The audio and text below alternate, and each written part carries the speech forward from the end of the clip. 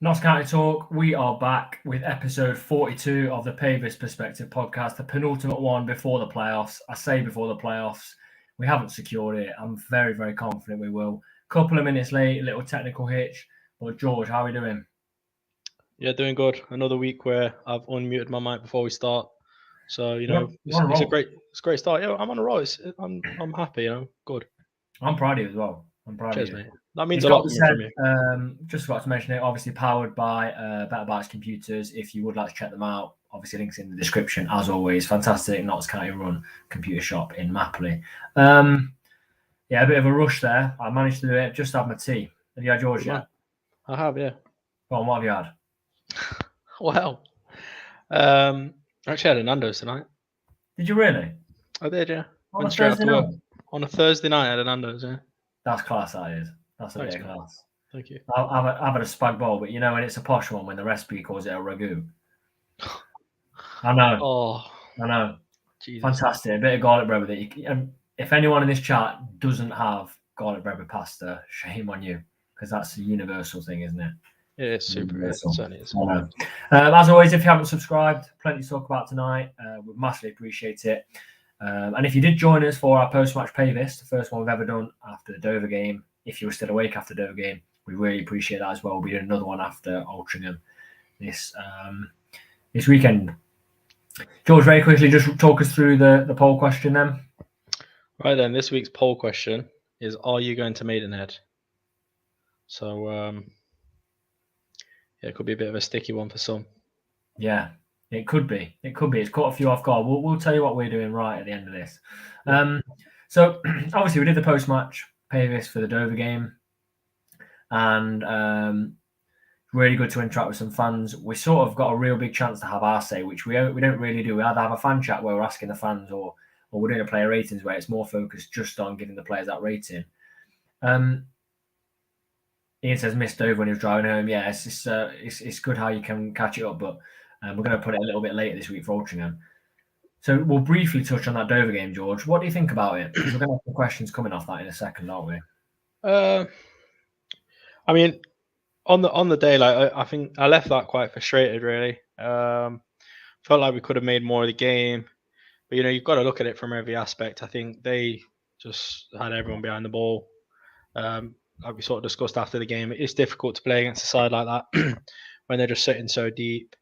You're obviously going to struggle to break that down. For me, it wasn't so much the struggle to break them down; it was the quality in that final third again that we lacked. We had the chances, and you tweeted it, didn't you, on your account about the offside? No one really thinks was offside because there's two players playing on one side. But I seen someone actually replied to you, do you think the ref saw the player behind Sam? Which is a great point, because Sam was towering over this player, but he's still there. Could have been 2-0. It should have been 2-0. But we had loads of chances. The keeper makes a couple of good saves. Even in the first half, I thought we should have been 2 or 3 up. But we just weren't quite clinical enough. Two of those, chances that come to mind are Wotton, where he's just inside the 6-yard box and he sort of shuns it over, and then Sam does the same thing but with his feet. So it is disappointing, and I can understand some fans' frustration that it wasn't, sort of high scoring, and there's a bit of booing after the game and things like that. I mean, I don't understand the booing because it's 3 points, but I can understand why people may be frustrated, because it wasn't the most attractive game of football, was it, if we're going to be honest? But I think a lot of that was down to Dover and the frustration of having so many of their players behind the ball. Yeah, we'll get into that booing in a second, and the post-match. The thing I want to touch on is the goal you said, obviously, we know was onside. But I'm not going to dwell on this for any more than a few seconds, but that's a bad miss at the first attempt by Wotton, isn't it? Pretty bad, yeah. Pretty bad. It's a bad miss. I think they still would have given offside, but it's a bad miss. Mm-hmm. So we'll look at that then. Let's be clear. It's in a minority that booed after that game. A minority, and I'm as far away from that minority as possible. Why are you booing after a victory with a clean sheet is beyond me. Bertram's post-match was a little bit sticky, wasn't it? He was sort of didn't necessarily show what he usually does at the final whistle and give the fist pump. Didn't do that. And straight down the tunnel, wasn't he? Yeah, quite setchy in the in the post-match, saying he doesn't really understand how fans didn't really understand from the fans' point of view. But then today, in his pre-match today, he's saying how important the fans are going to be for the rest of the season. Personally, if I was in Bertram's position and fans had just booed that, I would be pretty annoyed. I'm fully backing him now. I'd be fuming. Yeah, no, I would be as well. I would be, but I think, I don't know. For me personally, if I was Bertrand, I don't know. I think you just got to sort of give the fans a bit of credit. Do you know what I mean? Like, it was a difficult game to watch. From a footballing perspective, it wasn't great, but we did dominate a lot of the areas in the game, and it was only 1-0. But I feel like you just need to, as much as you can as a manager, try and unite between the players, the manager, and the fans going into a playoffs, because that's what you need. You need your fans to be well up for playoffs, and the players to feel like they've got the fans behind them. So I think maybe I should have reined it in a little bit. Yeah, see, that's where we differ. I think he's fine with what I said. I want to see a bit of bite from him. I agree with what he said. I do agree with what he said. But I do think you think it's the wrong time. Yeah, I don't think it's the right time. Fair enough. I'm in the opposite camp. I think that combined with what he said after the game, combined with what he said before today, I think he sort of covers his back and says, "Look, we need everyone pulling in the right direction, because when Medlane is bouncing, it is really good, isn't it?" I think this comment by Chris sticks out to me. Sorry, it's not this one. It's a little bit earlier. I think Dover is more disappointing because of the Aldershot performance. I massively agree. I sort of thought Notts are going to come out and steamroll Dover because of how bad Aldershot was. You obviously didn't make it to Aldershot, George. You weren't able to do that, but we had a long phone conversation when I finally got back after the drive. It was abysmal. It was so poor. I mean, I'm seeing fans leaving the game early. And you know what? I usually say I do not leave. I don't leave a game early. I didn't leave the game early, but for once I can see why. I can see why they did it, because it was like someone said to me the Dover game was unwatchable. Aldershot was worse. Aldershot was, well, let's have a shot from 30 yards and it goes out of the stadium bad. Like, it was so poor and making them look fantastic. So yeah, I agree with that, Chris. I think Dover was more disappointing because we were expecting such a big reaction. But if you look at it the other way, the reaction that we got was a dominant performance. Like I said it the other day. I'd rather have won that 1-0 than the 6-5 Wrexham did, or the 3-2 that Chesterfield did. Personally, I don't think I'd wanted to concede a 5 to that side. So no, I can't really see how they did either, to be honest. No. But I know some Wrexham fans, we mentioned it in our post-match, were saying that they were the most attacking team they've ever seen at Wrexham in their years in the National League. So I don't really get that. Not really. George, thoughts on the Dover keeper? Ellie says, thought Dover's keeper was fantastic. Pretty much what I said in the post-match. I think he's obviously a good keeper, but I don't think he'd have any space at Notts. He's just a good shot stopper. Like, his distribution was probably the worst we've seen at Medlane this season, if we're being honest. And you've seen from a lot of the keepers that we've brought in, distribution is a key attribute. Obviously, being a good goalkeeper is important, but you've got to be good at passing and different types of passing, long range, So, like, don't get me wrong, good keeper, but not for Notts, no. Not for Notts. One thing I will say back to the fans, I'm just reading a few of those. Like Ian says, just heard today's pre-match, and Bertrand is more positive towards the support. One thing I will say is, I don't think a team, I'm not saying Notts support is divided, because it's not. It's only like a few little things that were being said. But if the support was to go like that, some for, some against, no, they're not getting promoted. We're in the National League, and we're not in the Premier League where a player has a bad performance and they've got 250,000 comments on the Instagram post and 25,000 people tweeting them and they don't see the tweets. We're in the National League. Players see everything pretty much. They see the tweets. They see reaction. Whether they try to look for it or not, they see that. And I just think we need to fully back them.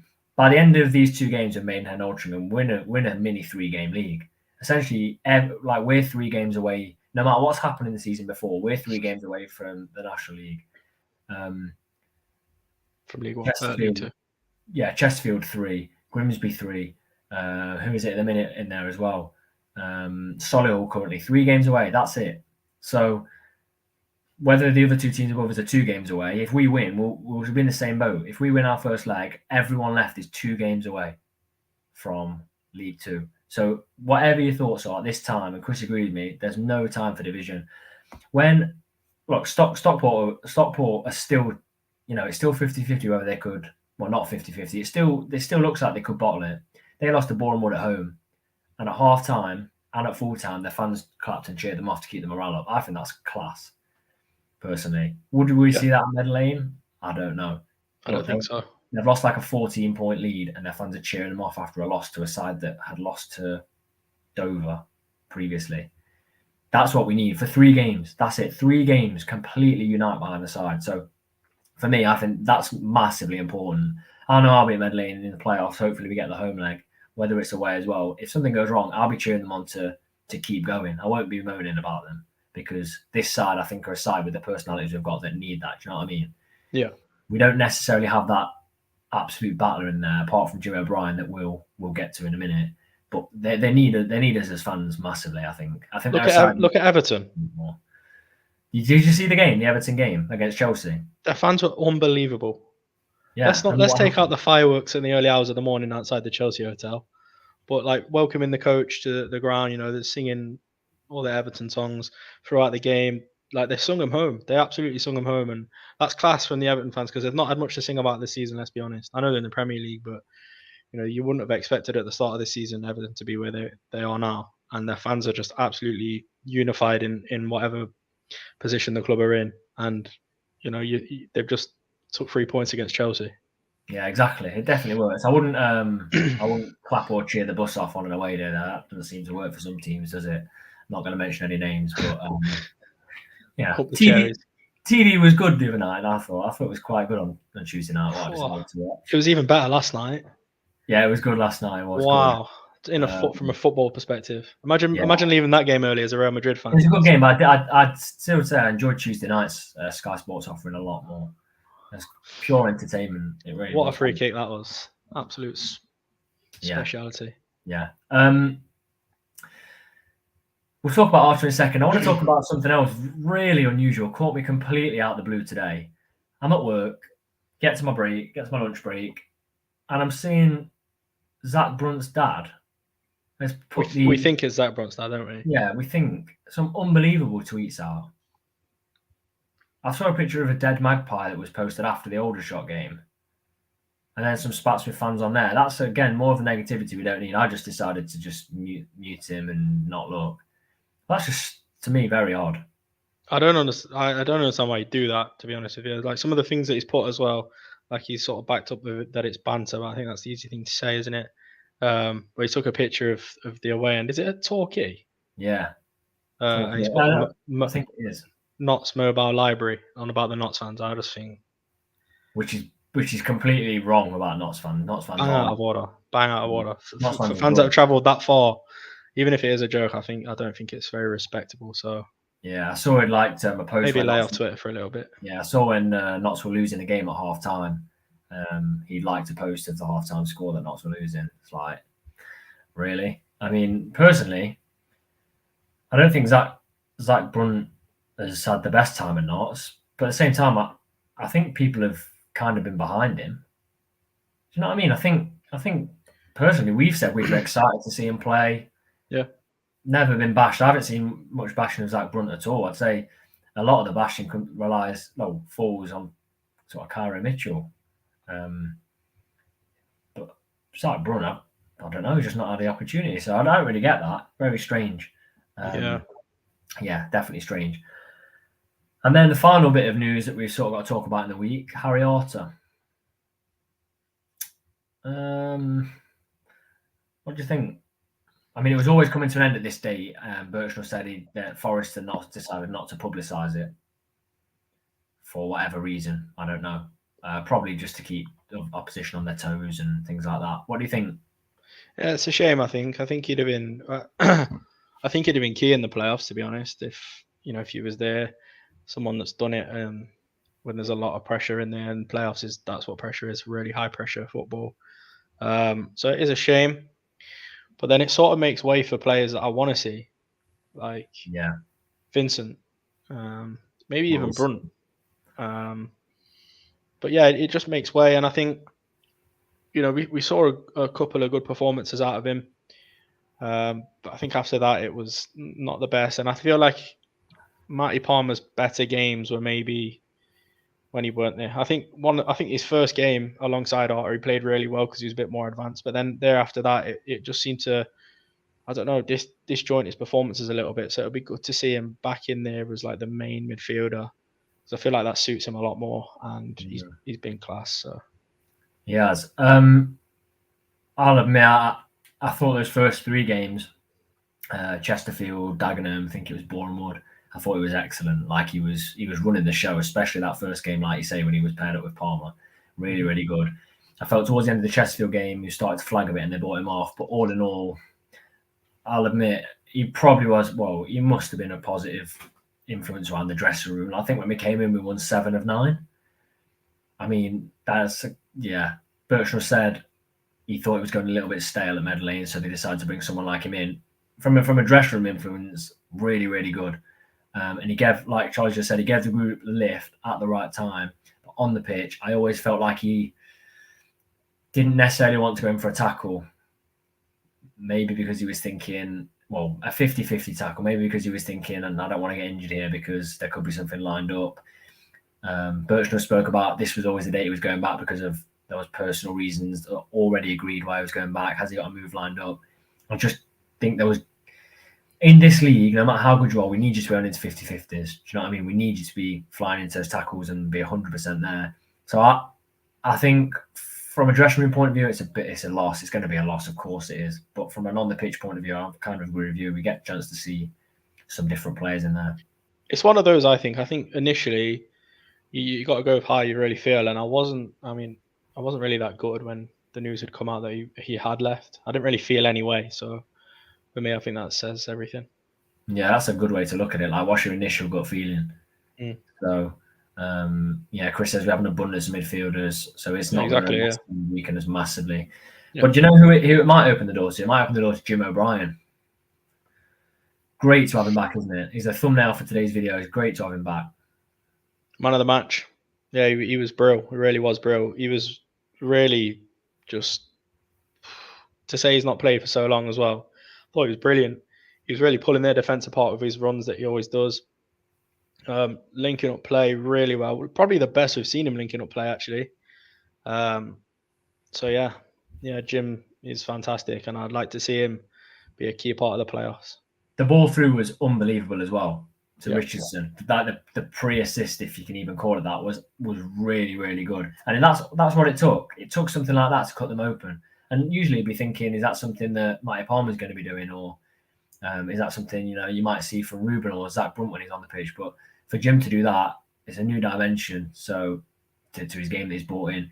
Also, he does a lot of running, doesn't he? An awful lot of running.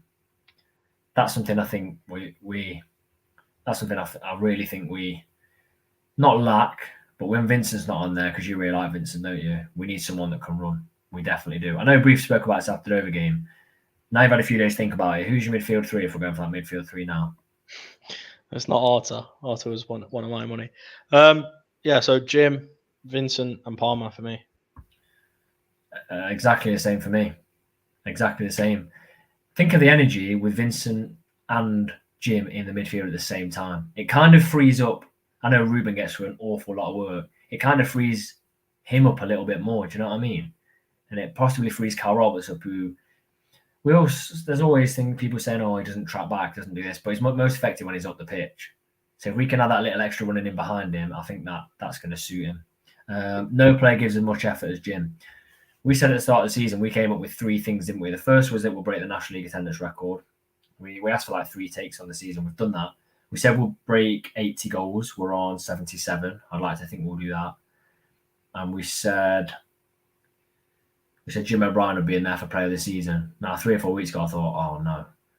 If he can guide us to some kind of masterclass, I'll put him as player of the season. If he does that in the playoff final, if we got there, that through ball at London Stadium where we're there like that with our binoculars trying to see from however far back it is. So when it comes to the end of the season and we vote for fans player of the season, everyone needs to vote for Jim O'Brien. Definitely. And then we've literally smashed all three. Yeah, out the park. All three. Let's have a look. How frustrated was Jim on Monday when he made all those runs behind their defence and didn't get the pass? It's classic Jim, isn't it? We saw it at the start of the season. We joked about it, but I like that. What do you like that as well, George? Yeah, I like it. Yeah, really. Yeah. I think that's one of his best things that he does, because when he's not on the pitch, I feel like there's no one else that really does that. And it's so effective. So effective. I still stand by, and we'll never know, obviously. I still stand by that Chesterfield away, the capitulation wouldn't have happened with Jim O'Brien on the pitch. I firmly believe that. Massively. Games like Stockport, I don't think would have been affected, really, but that game for me, and that was when the tide sort of turned and we knew we weren't really going to get top spot. I think with Jim on the pitch, Chesterfield doesn't happen. Just doesn't happen. He just wouldn't let it happen. So, also, it would have helped if Ruben took his one-on-one, but we won't look back on that. We won't, because we're pushing ahead. Chris, I'd rather Jim and Matty in the middle with Cal Ruben remaining ahead of him. So no Vincent there. I don't know if we'll see Vincent. I don't know. If we don't see him against Altrincham, I mean, he's not even been getting minutes at all, has he? That's a good point, actually. Because I think that I was just thinking in my head, there was so many options going forward. And I'd really like to see Namain get his chance, but I also can't see Namain getting his chance if Callum Ruben are playing. But if we're playing that sort of 4-2-3-1, I can see Namain slipping in there instead of going for like a midfield three, if you will. So I'd probably go for that as well, thinking about it. You lose out on Eli, though, in that situation, don't you?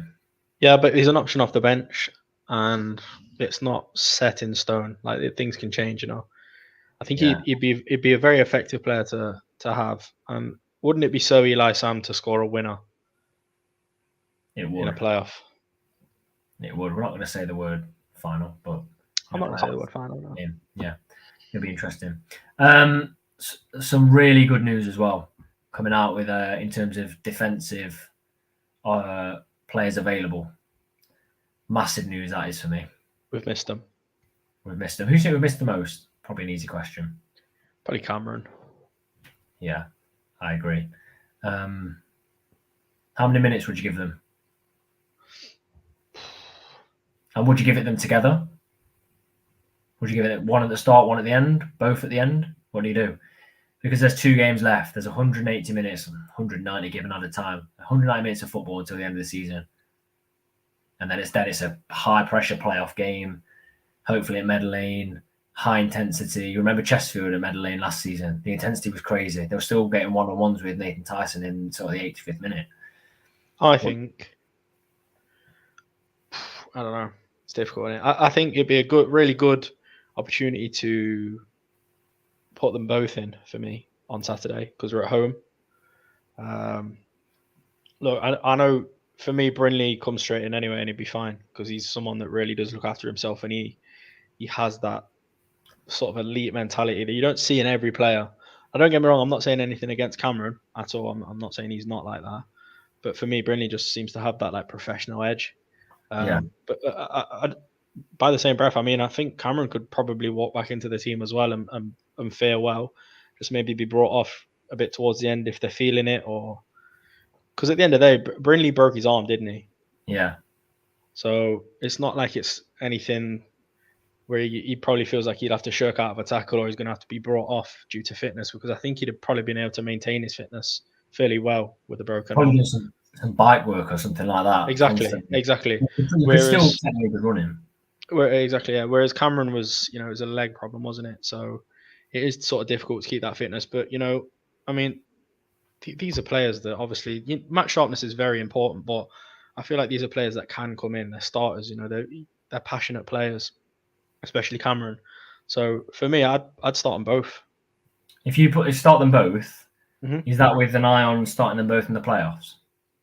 And does that mean if we go back 4, you drop Lacey and Wallace now? I don't know. That's a hard question. It is a very hard question, because I feel like with those two, more so Brinley than Cameron, I feel like it suits the 3 better, 3 at the back. Yeah. But then do you want to be playing that 5? It's difficult, isn't it? It's difficult to know what to say. Yeah, it is. I'd do 45 minutes each if the game allows. I'd start with Cameron for 45 minutes. Probably Cameron and Rawlinson. Lacey, don't want him to get injured before the playoffs if we need him. I'll probably start Cameron and Rawlinson, and then I would take off Cameron and Lacey. Yeah, Cameron and Rawlinson. Then I'll bring off Cameron and replace him with Brindley. Ian thinks it'll be a 3 with Cameron. There needs to be a way to get them at least 45 minutes. And then if they come through those 45 minutes unscathed, then I'd probably go 60, 65 against Maidenhead. And even then, are they ready for a full 90 in the playoffs? It's very touch and go, isn't it? But like you say, if they're having sort of, out of those, let's say 190 minutes, if they're getting sort of that 100, 110 mark, I think they'll be all right. Yeah. So that's what I'd go anyway. And we'll discuss it when we look at our team news in a second. Chris says he'll start Lacey and Cameron Saturday. Highest goal scorer centre backs, goal difference could be crucial. Having a look at now, Grimsby didn't play on Monday, so they've got a game in hand over us. They're 3 points behind. We've got a goal difference of plus 25. Grimsby have a goal difference of plus, trying to work this out in my head, 23. So it's really close. Grimsby's remaining games: Maidenhead, Boreham Wood, Eastleigh. So goal difference could be massive, could be absolutely huge. And I've seen someone mention that Chesterfield could be out of the playoffs on Saturday. Oh no! That would be a massive shock for me. That is a capitulation. It would for me as well. It would for me because for me they're one of those teams this season. Chesterfield, Stockport, and Wrexham. For me, I just felt like, they're gonna be there, and you just sort of felt like it was that was it. They're in the playoffs. Have you seen Shamanga's back, isn't he, in training? Have you seen who they've got on Saturday? No. They're an early kickoff away to Torquay. That's a hard game. We didn't do too well there, did we? No, we didn't. That's saying it lightly as well. Trouble is, Torquay, their season's finished now, so yeah. Let's hope Gary Johnson's got his dancing shoes on. Yeah, let's hope geeing that crowd up. By that token, then, if they did lose and in the early kickoff, that would leave it open to Dagenham and Redbridge to really, really have a go in the 3 p.m. away at Solihull. Yeah, very difficult. Someone's got to beat Solihull at their ground. Should have been us, but then Dagenham finish at home to Wrexham. So, yeah, it's been quite a good end to the season, won't it? Really, because it's getting quite tight with the top of the table. It's getting tight, playoff spaces and stuff like that. So it's going to be quite an interesting couple of weeks, isn't it? Yeah, I'm looking at the table and I'll be absolutely gobsmacked if Notts didn't make playoffs. I shave my head if Notts didn't make the playoffs on live on the channel, 100%. There's no way it's not happening. Notts are definitely making playoffs. Dagenham would have to get maximum points and now do our goal difference. I'd let you shave my head on the channel. That'd be class. Post-match Pavis head shave. I don't want it to happen because if that does happen, that is, for me, not good enough. Well, it's just not good enough. No, we're 6 points ahead with 2 games to go. I know. But goal difference. Yeah, it's not going to happen. It's not going to happen. No. I mean, it's not going to happen. Right. Anyway, it'll be interesting end to the season. Maidenhead will be interesting. Let us know if you got your tickets, if you didn't, or if you looked at Twitter today and thought, oh dear, they're sold out. Because I know there are a lot of people that are thinking they were going to wait a little bit. I don't think the allocation was huge. It was 800. Well, was it 800? I'm sure it was 800. That's decent, yeah. That's decent. Okay, so let's have a look ahead to Altrincham then. Other than Torquay, the highest scorers outside the playoffs, 61 goals for Altrincham. Notts only have 77. And if you take out the 2 strange games against Barnet, we're almost level. So that they can score. And I think that's what Birchnell was talking about when he said he thinks they'll come and attack. They've got nothing to lose. Doesn't matter if they lose this game. But how quick has this season gone? I think it's gone slowly. I don't. When you think back to the first Barnet game, thinking we just won 5-1. Was it 5-0? 5-0. We just won 5-0. We're going to walk the league. I never thought that. I never thought that.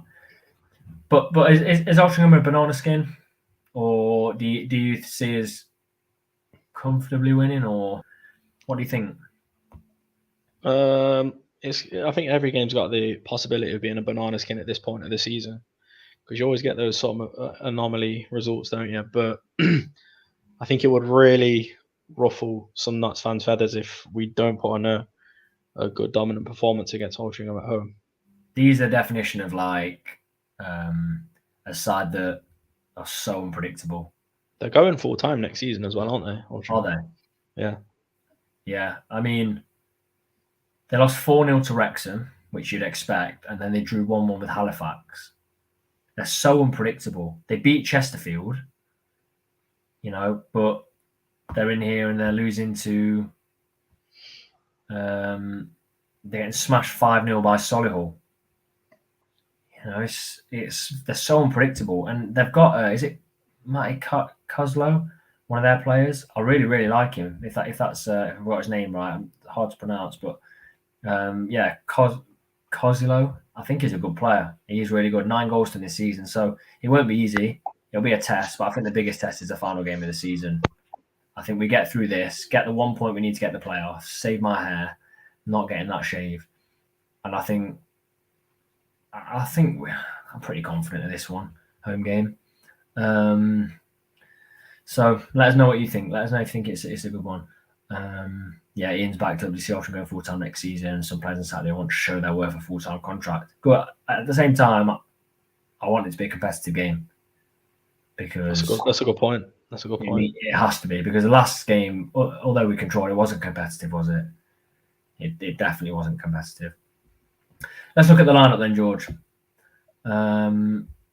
What do you go for? 4-2-3-1. Okay, 4-2-3-1. In goal, Slocum. Is he your playoff keeper then? I'll let you know at the end of the season. Okay. I'm not going to say anything right now, because it's just been such a turbulent position, hasn't it, goalkeeper for us this season. And then back 4, Richardson, Lacey, and Cameron, and then left back, Chickson. Not Taylor. Oh. Thought he was good, but for me, I think Chickson. Fair enough. I go Yaros in goal. Not because I don't rate Slocum, but I see Yaros as the keeper for the playoffs, so I'd play him. I'll then go for Richardson at right back. Thought he was good. Just needs to get that final ball sorted, doesn't he? That's the thing for me. A centre-back pairing of Alex Lacey and Carl Cameron, and as I've said at half-time, I'd swap. I don't know, actually. I feel more confident with Rawlinson in there at centre-back for the second half with Brindley rather than Lacey and Brindley. No. That'll be all right. I'll keep it as that. I'll keep it as Lacey and Cameron, and then it's half-time swap for Brindley and Cameron. And then I'm going Taylor at left-back. Just get a few more minutes in there. I think that'll be all right. A few more minutes in there. Midfield. What are you going for? Who did you have left back? Taylor. Fair enough. Midfield 2, I will say. I'm really torn. I really want Vincent in there. Yeah. I'm going to say Matty and Vincent. Okay, I'm going for a 3 in midfield. Okay. And I'm going Job, Vincent, Matty Palmer. Yep. I've just realised we lost at Altrincham earlier in the season. Yep. Poor. There's been a few results like that this season. Yeah. Chris has said, last time I pulled up an opposition player before the game, they scored a hat-trick. I know. And that's the player I would like not to have next season. Kyle Wharton, I mean, what a player. Yeah. So on my midfield 3, I've said I'll go Job, Vincent and Palmer. And then I'm going in front of them Kyle Watton to lead the line. Aaron Neman. And Carl Roberts. No Ruben. No Ruben. Ruben played 90 minutes on Saturday and 90 minutes on Monday. Bring Ruben off the bench. Matty Palmer also did the same. But there's an opportunity to take Palmer off later. Feel sick. So Feel sick. I feel sick. Three in front of my two. I'm saying Roberts, Ruben, and the main in that order from right to left, and then Watton up top. Fair enough. Yeah, that'd be good. That'd be good. I think either side we've chosen should be able to do the business. I think leaving Rodriguez out until 55, 60 minutes wouldn't be the worst thing. 2 games in 48 hours, full games as well. That's at this stage of the season's got to take a lot, I think. And Bertrand was saying him and Palmer covered an unbelievable amount of ground in those games, like they always do. I'd love to know how far. Yeah, I think the average seems for a player to be between 10 and 12 kilometers, doesn't it? Yeah, because can you remember against Dover, Jake Reeves covered 15 kilometers at the start of last season? That's crazy. That's crazy on a boggy pitch. That is mental. Was that the opening day? It was, yeah. Yeah. You're looking at. I know it's still you're looking at not that far off a half marathon in a 90-minute game. It's probably harder. Yeah. Because of the conditions. Stopping and starting as well. Yeah, crazy. 15K is absolutely mad in an hour and a half game. Before we go on to the score prediction then, George, have a quick look at the poll. What are we saying? Let's have a look. What are we saying? Are you going to Maidenhead? I'll start from the top. 18% said yes. 61% said no. 21% said I missed out on tickets. Do you want to reveal where we sit in that vote? Unfortunately, we're the latter. We missed the tickets.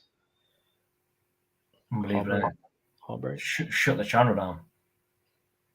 I'm hoping they may allocate a few more. If they allocate more tickets, we'll be on that straight away. If not, would anyone like to sell his tickets? George said he's willing to pay 4 times face value for his ticket. I'm just willing to pay the £20. So if you want to make a bit of money, George is your man. He'll pay 4 times that allocation. So, but yeah, I think there's a fair few people that would have looked at that notification on Twitter today and thought, "Oh dear," because I was one of them.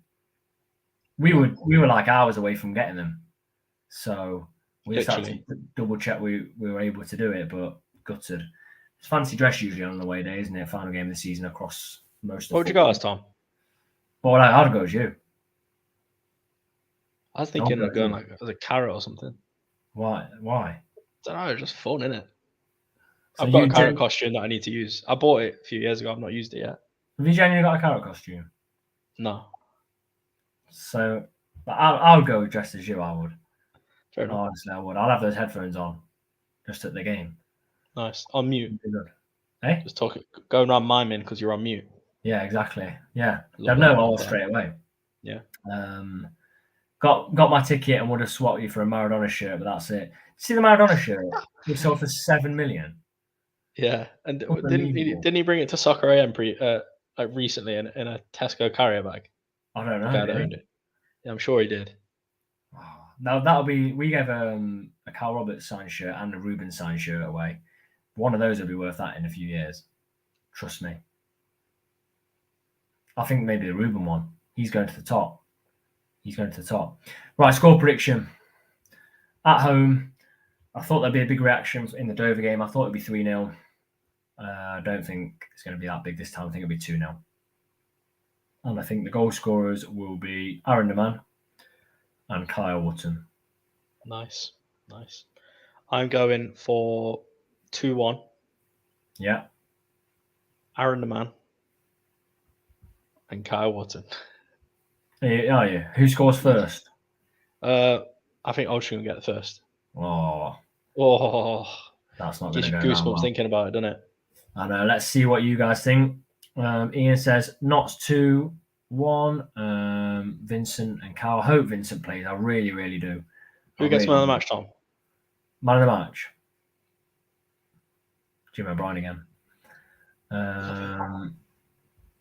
We got a 4-2 Chickson hat-trick and Jobs screamer. We'll concede from set plays. Chickson hat-trick. I've got a question for Callum. Next season, is it going to still be Chickson, or?